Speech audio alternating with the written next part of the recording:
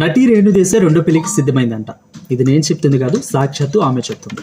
So ఒక ఇంటర్వ్యూలో భాగంగా తను ఈ విషయాన్ని వ్యక్తపరుస్తూ భావోద్వేగానికి కూడా గురైందంట.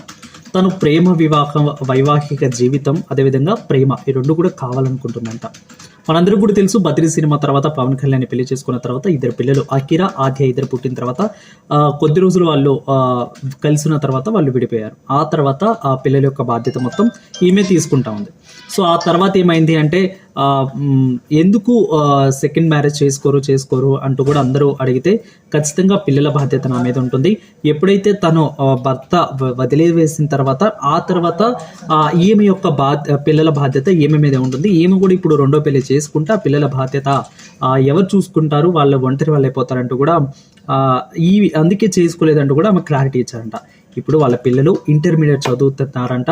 సో ఇంటర్మీడియట్ చదివితే వాళ్ళ స్వంతంగా వాళ్ళు బ్రతికే అవకాశం ఉంటుంది.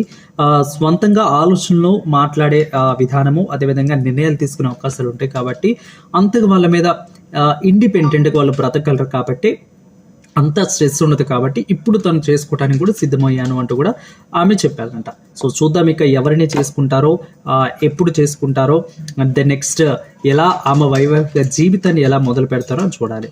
సో అన్నిటికంటే ఇంపార్టెంట్గా ఆమె వైవాహిక ఇప్పుడు మొదలుపెట్టే జీవితం కూడా బాగుండాలని మనందరం కోరుకుందాం.